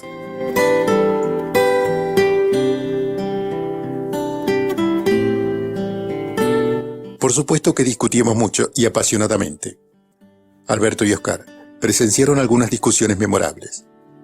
Néstor y yo éramos duros e incisivos, y cada uno quería ganar. Pero cuando uno vencía, el otro respetaba. Alberto, quien más presenció esas escenas, siempre repetía una frase riéndose: se enfrentan dos titanes. Con Néstor discutíamos por todas las cosas cotidianas por las que discuten las parejas. Pero los mayores debates se daban por la política. Una de ellas fue cuando Eduardo Duhalde, designado presidente en 2002, le ofreció a Néstor la jefatura de gabinete. Alberto estaba de acuerdo y lo estaba convenciendo. Argumentaba que eso le iba a servir como vidriera para mostrarse. En ese tiempo, yo era mucho más conocida que él. Mis enfrentamientos en el Senado con los menemistas, mi posterior expulsión del bloque y mi intervención en el debate de hielos continentales me habían hecho muy conocida. Alberto decía que ese cargo le iba a permitir a Néstor desplegar su capacidad de gestión y ser conocido. Yo no estaba de acuerdo, y al contrario, le decía que nunca iba a ser su gestión, y por lo tanto no iba a tener nada que mostrar. Cuando vi que podía llegar a perder la discusión, le dije: si vos aceptás ser jefe de gabinete, olvídate de mí. Me voy. Estábamos en nuestro departamento de la calle Uruguay, en Buenos Aires, y Néstor tenía que ir a la Casa Rosada para contestar si aceptaba o no el ofrecimiento. Le repetí: te lo juro que si decís que sí, cuando volvés no me encontrás acá. No le dije me voy a divorciar, pero sí me voy, porque yo sabía que había dos cosas que él no aguantaba: que yo no le hablara y no verme. Él resistía, pero cuando estaba 5 o 6 horas sin hablarle o sin verlo a propósito, se desesperaba. Cuando llegaba de afuera, lo primero que preguntaba era: ¿y Cristina? Si había empleados, era ¿y la doctora? O ¿dónde está tu madre? Si solo estaba Máximo o Florencia. Lo cierto es que a las 2 horas de haber partido a la reunión con Duhalde, me llamó por teléfono. Mira, no tuve más remedio que aceptar, me dijo. No le respondí, y como estuve muda por unos segundos, enseguida me dijo: mentira, gorda, es broma. Debe haber pensado que había tirado el teléfono o que me había ido. Finalmente no aceptó. Los últimos tiempos había adquirido esa costumbre horrible que yo detestaba de decirme gorda, arrastrando la R. Sabía que me molestaba y siempre se reía. ¡Qué mañoso! La otra discusión fuerte que tuvimos también estuvo vinculado a la alianza electoral con Duhalde para enfrentar a Carlos Menem en las elecciones presidenciales en 2003. Yo no quería, insistía en que era una losa que no íbamos a poder levantar. Sin embargo, Néstor estaba convencido de que era una alianza necesaria. Trabajaba en todos los frentes para convencerme, también en el familiar. Muchos años después, Máximo me contó que un día, en Río Gallegos, su padre lo había invitado a dar una vuelta. «Acompáñame a ver unas obras», le pidió. Cuando se subieron al auto, con Néstor al volante, le preguntó: «¿Vos crees que los milicos tienen que ir presos por todo lo que hicieron?» Máximo le contestó que sí, que obvio. Y entonces le hizo otra pregunta: ¿vos crees que este país necesita terminar con el tema de la deuda externa crónica y tener otra política económica que genere trabajo? Máximo le volvió a contestar que sí, que claro. Y Néstor le dijo: bueno, entonces ayúdame a convencer a tu vieja porque tenemos que cerrar con Duhalde. Si no, no ganamos. Esa vez tuvo razón él y me convenció. Finalmente, un domingo al mediodía, en una Buenos Aires desierta, fuimos a desayunar con Alberto y Néstor a una confitería en la esquina de Santa Fe y Paraná. Está bien, no estoy muy de acuerdo, no me gusta, pero esto no es una cuestión de gustos. Acepté. Si me preguntaran qué fue lo que más amé de Néstor, contestaría que todo. Era un personaje. Al Teatro Colón, por ejemplo, Néstor decidió no ir jamás. Cuando en marzo del 2006 nos visitó la reina Beatriz de Holanda, acompañado por su hijo Guillermo de Orange y su esposa, la argentina Máxima Zorrilleta, nosotros le ofrecimos una recepción en los salones de la Cancillería, frente a la Plaza San Martín. Todavía no teníamos el Museo del Bicentenario, que él no llegó a ver inaugurado. Nos explicaron que luego, como retribución, la reina ofrecía una fiesta al presidente y a su gobierno, y que pese a eso había decidido alquilar el Teatro Colón. Pero el presidente no fue al Colón. Tuve que ir yo. No pude convencer a Néstor. Literalmente le rogué: Néstor, te pido por favor, tenés que ir. Él me retrucaba, al Colón no voy a ir, no se los voy a pisar. Le supliqué, Néstor, tenés que entender que es una equivocación. El Colón es una de las salas líricas más importantes del mundo y es nuestra. ¿Por qué no vas a ir? Me contestó, no pienso ir ni loco al teatro de la oligarquía argentina. No se los voy a pisar, no les voy a dar el gusto. Él tenía esas cosas, decía. ¿Por qué tenemos que ir a lo que ellos han levantado como templo propio? A él no le gustaba la ópera ni el ballet, se aburría como un hongo. A mí me encantaban, y con el tema del Colón lo quise convencer. Ensayé de todo, enojarme, gritar, patalear. No hubo caso. Y la única cosa que se me ocurrió, para que el desastre no fuera total, fue ir yo. Me acompañaron Alberto Fernández y Patricia Alzúa, la esposa de Zanini, el que, por solidaridad con Néstor, tampoco fue. Esa noche cenaron los dos solos en Olivos. Así éramos. Néstor daba mucha importancia a las cosas simbólicas, era muy susceptible. Yo, no tanto. Pero a él, cualquier cosa podía ofenderlo o molestarlo. Era tremendamente quisquilloso, tal vez porque a los hombres hay ciertos símbolos que los definen. Para él, ir al Colón era como una ofensa a la autoridad popular. Era como someterse a un territorio que, en la historia argentina, había sido identitario de la élite. Como subordinarse a un poder ante el que siempre se había rebelado. Una de las características fue que nunca aceptó jefes. Solo lo hizo en su etapa juvenil, durante su militancia orgánica en la FURN, primero, y en la Juventud Universitaria Peronista después. Creo que fue la primera y única vez que aceptó jefaturas políticas porque nunca más lo hizo. En esta actitud debe haber influido lo que pasó en los 70. Néstor fue muy crítico de lo ocurrido en aquellos años. Amigos adorados por él, que comulgaron con la militarización de la política, fueron asesinados o desaparecidos. Durante mucho tiempo, por las noches, gritaba dormido. Era evidente que tenía pesadillas, que solo terminaron recién cuando fuimos a vivir a la residencia de la Gobernación, en 1991. En su mesa de luz, que estaba exactamente igual que el 27 de octubre del 2010, hay un libro de Felipe Piña y el tercer tomo de La Voluntad de Eduardo Anguita y Martín Caparrós. Cuando nos enojábamos, éramos terribles los dos. Nunca me puse a pensar que era lo que más amaba de él. Lo quería así, como era. Algunas cosas me irritaban. A él le gustaba hacer bromas, pero no que se las hicieran. Pero, en verdad, me gustaba todo. Extraño no tener a nadie con quien hablar, que no podamos discutir las cosas, que no podamos viajar. Extraño ir a comer con él afuera de casa. Lo hacíamos regularmente. A él le encantaba, disfrutaba mucho estar conmigo, comer juntos, hablar. Extraño eso, el estar juntos. Siempre nos esperamos. Durante mucho tiempo me tocó esperarlo a él, cuando volvía de la Gobernación o de la Rosada, porque, obviamente, la tarea de legislar ni de cerca se le parece a la de un gobernador o la de un presidente. Las únicas veces que le tocó esperarme fue cuando era presidenta. Cuando Néstor era gobernador y yo legisladora nacional, me iba los lunes a última hora y volvía a Santa Cruz los jueves en el primer vuelo. Dejaba mis cosas en la residencia, me cruzaba a casa de gobierno y me instalaba de nuevo en la oficina que siempre tuve al lado de su despacho. El amor es eso, tener ganas de estar con el otro, para escucharlo, para hablar o para lo que sea. A mí me encantaba estar con él y a él conmigo. Siempre me decía, de lo único que nunca me aburrí fue de vos.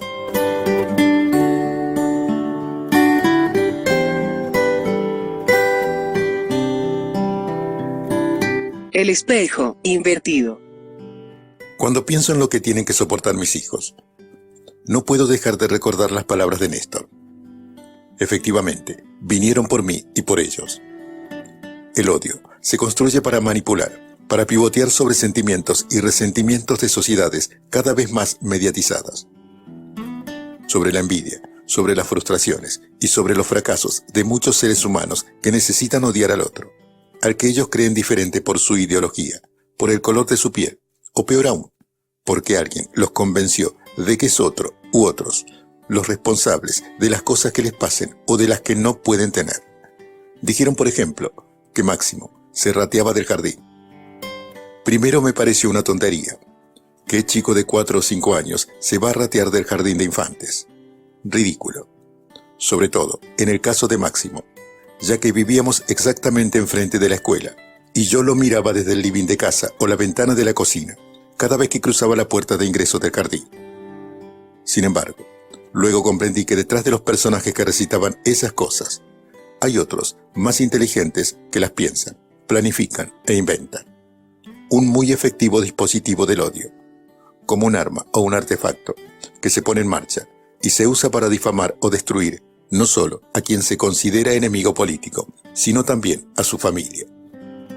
Para ello, se utilizan distintos sujetos y formatos, desde el periodista que publica las mentiras bajo la forma de noticia, artículo o libro, hasta el del ignoto escritor, cuyas únicas publicaciones solo tienen que ver con el ataque a una determinada persona o sector, pasando por el dirigente político reporteado o devenido en escritor, aunque en la vida real no maneje un léxico de más de 1000 palabras. Después de la publicación del formato que se haya elegido, libro, noticia, denuncia, etc., quedan habilitados como verdaderos sicarios mediáticos para ser paseados por todos los programas de televisión, desde los que pretenden ser de carácter político o interés general, hasta esos tan encantadores de la tarde, donde se mezclan recetas para saber cocinar y para saber votar. Recuerdo bien que en septiembre del 2005, cuando se comenzaron a organizar los primeros núcleos de jóvenes, que más tarde formaron la agrupación juvenil que bautizaron La Cámpora, apareció la primera tapa de la revista Noticias contra Máximo. Increíblemente, lo presentaban como el misterioso hijo del presidente. Por supuesto, no es comprensible que un hijo sea misterioso, pero se construía la idea, sentido común, de que él era una especie de monje negro que asesoraba a su padre en las sombras. Se publicaron fotos en las portadas, donde se veía a nuestro misterioso hijo, pero a poco de andar se demostró que el hombre que aparecía en la tapa de la revista no era Máximo, sino un tal Marcelo Martínez Casas, un abogado de 32 años que había vivido en los Estados Unidos hasta mediados del 2002 y que desde el 2004 era gerente de asuntos legales de Canal 9. Unos años después, inventaron que Máximo era dueño de una chacrita de $2,5 millones en Zárate. A partir del 2012, después de la nacionalización de YPF, las difamaciones sobre él se intensificaron. Clarín juzgó que yo había mal usado el avión presidencial Tango 01 para buscar a mi hijo en Río Gallegos. A Máximo se le había agravado una infección en la rodilla derecha que ponía en riesgo su pierna y necesitaba un tratamiento urgente que no podía realizar allí, según recomendación del médico presidencial, Luis Bunuomo. Se decía que había sido un capricho de él para no atenderse en Santa Cruz, y se explotaba el desconocimiento de la sociedad respecto a que el avión presidencial, según ley, incluye el traslado de los familiares directos del presidente de ser necesario. La nota sugería que no había necesidad, pero la realidad fue que Máximo debió ser internado de urgencia en el Hospital Austral, donde fue intervenido quirúrgicamente el lunes 11 de junio de ese año, evitándose que se produjera un cuadro de septicemia generalizada. Sin embargo, en esos días, se desató una campaña a través de las redes que los periodistas comentaban en los sets de televisión, afirmando que era un drogadicto y se había inyectado en la rodilla. Un mes después, el diputado macrista Pablo Tonelli dijo que Máximo era un drogadicto medio tonto. Pobre Máximo, que los únicos 2 vicios que tenía eran la Coca-Cola y el cigarrillo. Pudo dejar la gaseosa a partir del 2015 y adelgazó en forma notable, pero lamentablemente sigue fumando como un escuerzo. Me acuerdo que varias veces, como legisladora, quise presentar un proyecto de ley decretando la obligatoriedad del análisis antidroga, rinoscopía, para todos los integrantes de los 3 poderes del Estado, funcionarios, legisladores y jueces. Harta de escuchar hablar sobre la lucha contra el narcotráfico a personajes que hasta las piedras saben que son adictos. No lo hice porque Néstor era muy crítico sobre este tipo de propuestas. Decía que eran proyectos fachos. Aunque hoy yo no dudaría un instante en votarlo con las 2 manos. Se enoje quien se enoje. Años después, siendo Mauricio Macri presidente, su joven hermana fue internada por su adicción a las drogas en una clínica sin que ninguno de nuestros militantes o dirigentes pronunciara palabra alguna, como corresponde, frente a una circunstancia tan desgraciada para cualquier familia. Los medios de comunicación, guardaron el mismo prudente y humano silencio. Lo que sí llama la atención, y debiera llamar más aún a la reflexión, es la doble vara de esos medios de comunicación.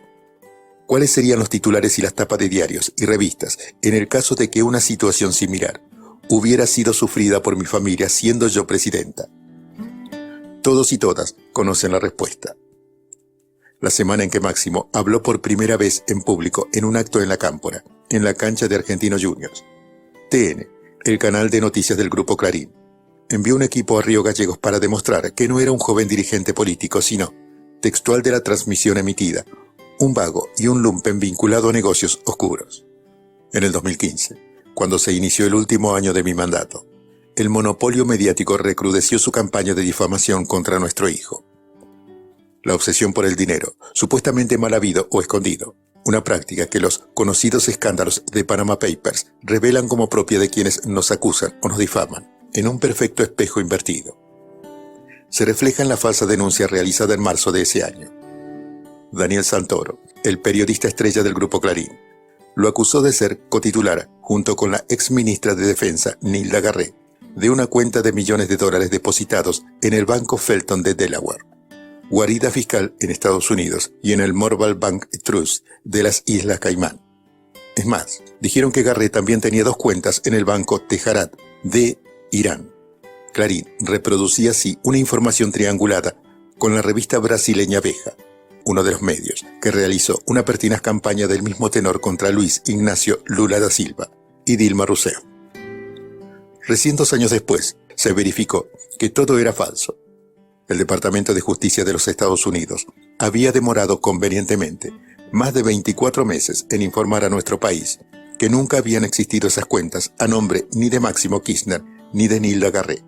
Clarín jamás se rectificó, y su periodista estrella, menos. A Florencia no le fue mejor. Imposible olvidar el ensañamiento que tuvieron con mi hija, exactamente igual al tamaño de las mentiras que dijeron y escribieron en letra de molde. La editorial Perfil, en el 2008, publicó que le habíamos comprado un Mini Cooper, pero no cualquier Mini Cooper. Según Perfil, había sido confeccionado 100% de acuerdo a los exclusivos gustos de Florencia, quien, con la nueva adquisición, se suma a la lista de celebrities locales que pasea orgullosa en este pequeño pero clamoroso vehículo. Jessica Sirio, Luciana Salazar y Rocío Guirao Díaz, entre ellas. Sí, así tal como se lee lo difundieron, y sin que se les cayera la cara de vergüenza por la falsedad. En la misma nota, agregaban más mentiras.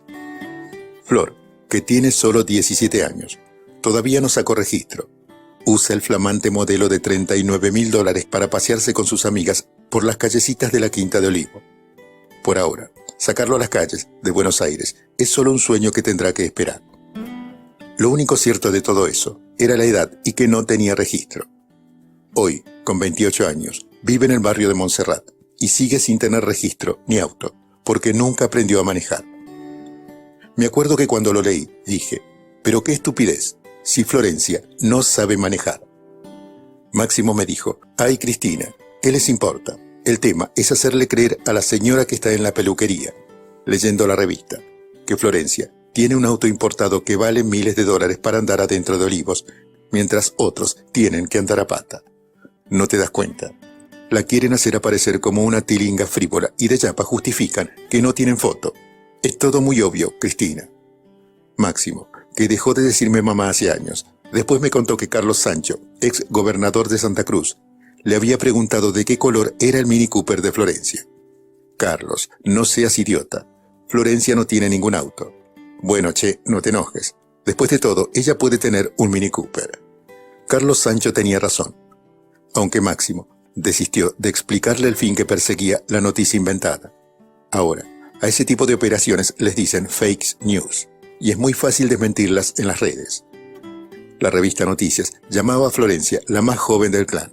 Hasta inventaron que usó el avión presidencial para ir a festejar el cumpleaños de una amiga en Río Gallegos, y que alquilaba, o era dueña, ya ni me acuerdo, de un lujoso piso en Park Avenue, la avenida más cara de la Gran Manzana, cuando estudió en la New York Film Academy. Hasta publicaron fotos del interior del departamento, que por cierto era muy lindo, pero cuyo verdadero propietario, un ex ejecutivo argentino del JP Morgan, salió a desmentir. Lo cierto es que Florencia, durante sus estudios en Nueva York, vivió en un edificio de estudiantes sobre la Tercera Avenida y luego en un pequeño departamento de 2 ambientes cerca de Times Square. Cuando fuimos a vivir a Olivos, mi hija tenía apenas 12 años. Pero el juez Julián Ercolini, en una causa absolutamente armada a gusto y pedido del gobierno de Cambiemos, consideró que ella formaba parte de una asociación ilícita. Sí, tal como se lee, nuestra familia es, por el partido judicial, una asociación ilícita formada por mí y mis 2 hijos. Y por supuesto, como no podía ser de otra forma, yo soy su jefa.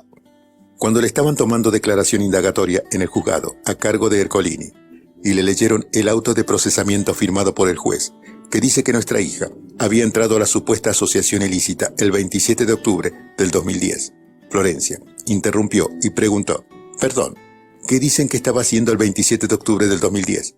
Porque ese día murió mi papá y yo estaba en los Estados Unidos». Fue entonces que se miraron y se pusieron todos muy nerviosos. Se dieron cuenta que habían hecho algo más que escribir una barbaridad jurídica. Habían firmado una aberración humana. Florencia no solo no estaba en Argentina cuando falleció su padre, sino que ese 27 de octubre del 2010, por imperio del Código Civil argentino, no se había transformado en integrante de ninguna asociación ilícita, sino en la heredera forzosa de Néstor Carlos Kirchner. Sin embargo, de acuerdo al auto de procesamiento firmado por un juez de la Nación, Florencia Kirchner ingresó a la mafia como si fuera una suerte de Agata Galifi, la hija de Juan Galifi, capo de la mafia rosarina entre 1920 y 1930, el Al Capone de Rosario. El plan de destrucción de Florencia necesitaba, primero, crear el estereotipo de una adolescente frívola y tilinga, cuya vida transcurría entre autos importados y departamentos en Park Avenue, y después, el de una sofisticada delincuente.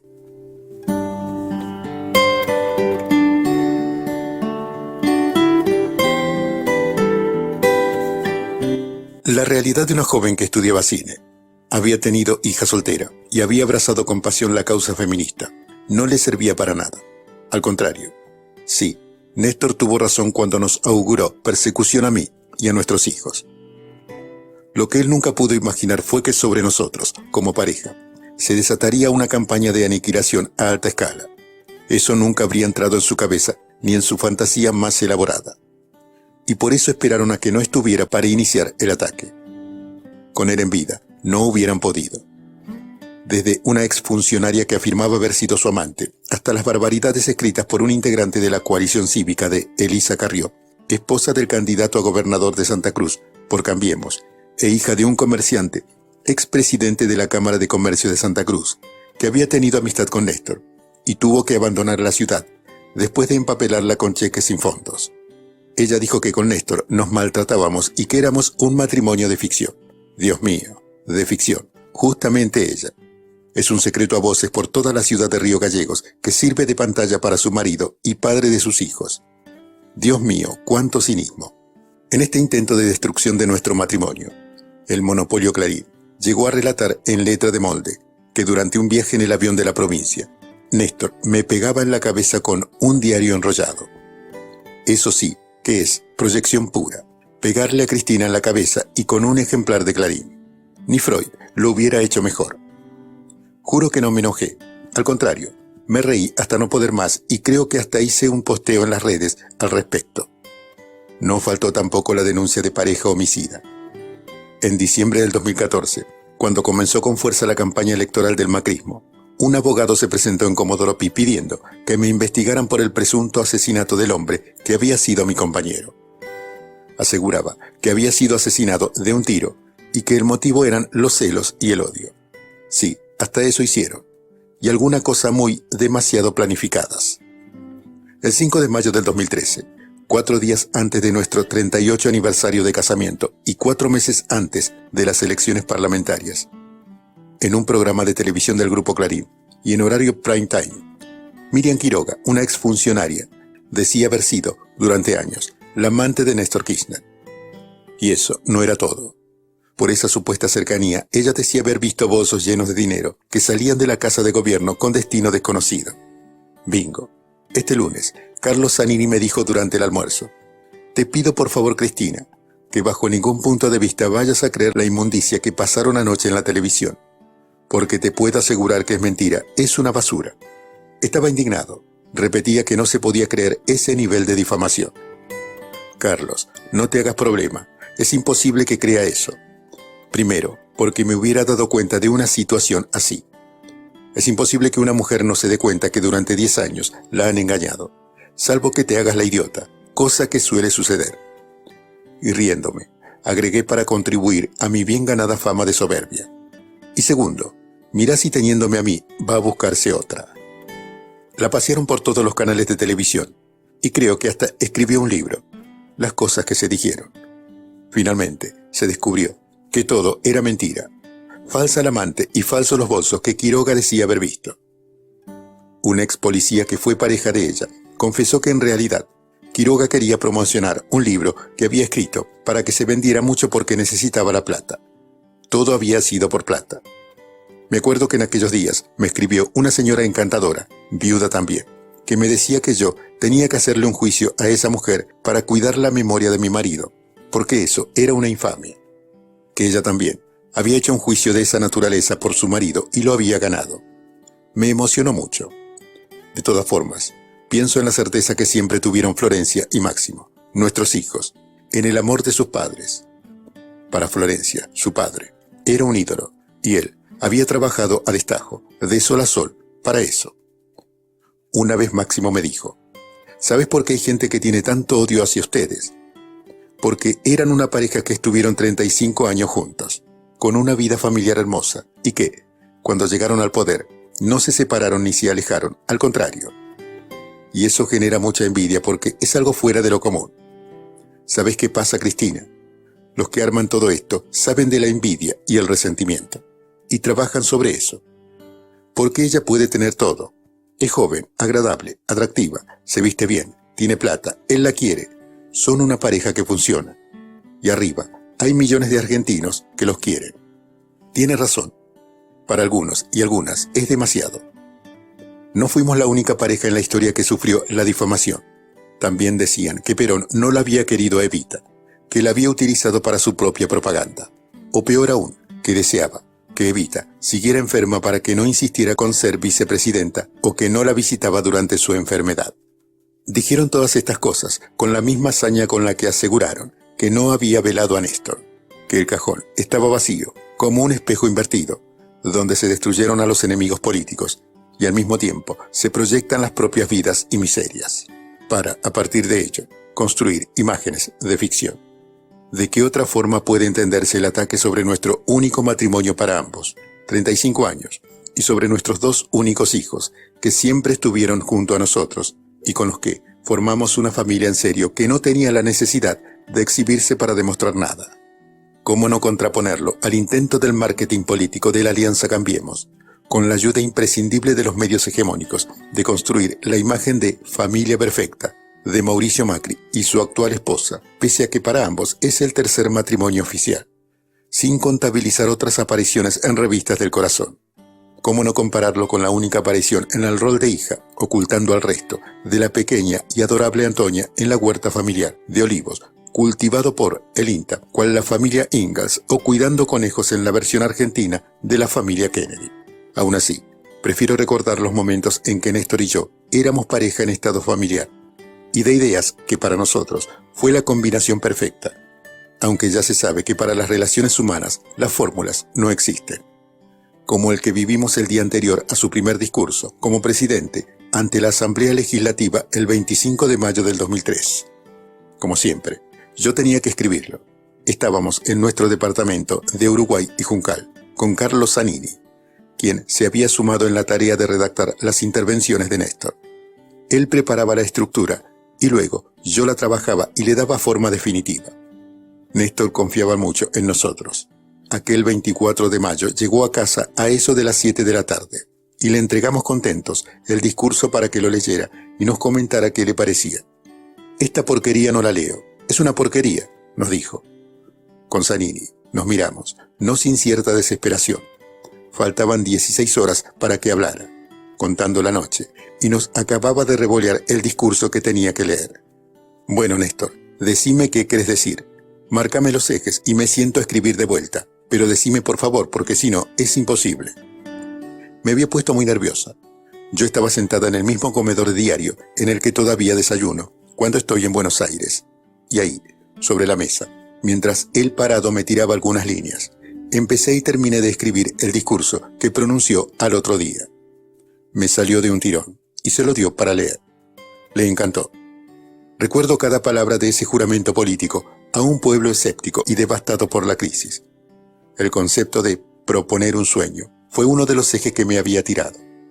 Decía que teníamos que reafirmar nuestra identidad como pueblo y como nación, en la construcción de la verdad y la justicia para volver a tener una Argentina con todos y para todos. Lo de nuestros patriotas fundadores fue mío, pero lo de nuestros abuelos inmigrantes fue de él. La figura de los pioneros fundadores de Santa Cruz había estado presente en todos sus discursos como gobernador. La invocación de una Argentina unida y normal había sido una constante en su campaña. Recuerdo que hasta hicimos un afiche con la frase «un país normal». El agregado de que además de un país serio fuera, sobre todo, un país más justo, era el imperativo de aquel momento histórico. Sin embargo, para mí, la mejor parte del discurso, la que definió su gobierno, formó parte de una generación diezmada, castigada con dolorosas ausencias. Me sumí a las luchas políticas creyendo en valores y convicciones, a las que no pienso dejar en la puerta de entrada de la Casa Rosada. Aquel 25 de mayo y los festejos del Bicentenario, que compartí con Néstor en 2010, fueron momentos de mucha felicidad política. Creo que para él también. Desde que no está, a mí me falta algo en la política, en el análisis. Me falta su mirada sobre la cosa y sobre la gente. Él era un tipo que conocía profundamente la idiosincrasia de los argentinos. Tenía un olfato especial para lo popular, porque él era profundamente popular. Usar mocasines y lapiceras Bic no era una impostura, siempre fue así. Nunca se vistió ni actuó como el estereotipo de abogado. Cuando ejercíamos la profesión, yo veía que los demás colegas eran tan distintos. En ese sentido, yo siempre fui más clase media que él. Néstor era un tipo sin ningún tipo de apego a la moda o a los bienes y costumbres que dieran estatus. Le gustaba lo popular de corazón. En Río Gallegos, cuando era gobernador, solía comer en un taller mecánico de la calle Mitre, al lado de la primera casa propia en la que vivimos los tres con Máximo. Todos los sábados al mediodía, después de haber tomado un café, en la misma mesa y con los amigos de siempre, en la confitería del Hotel Santa Cruz, iba religiosamente al galpón de Francisco Batata Mansilla. Y ahí se quedaba comiendo asado hasta las 3 o 3:30, para volver a la residencia a dormir su irrenunciable siesta. Siempre hizo lo que quiso, vivió como pensó. Hay una canción de Silvio Rodríguez, El Necio, que aún hoy me parece que habla de él. Yo no sé lo que es el destino. Caminando fui lo que fui. Allá Dios, que será divino. Yo me muero como viví.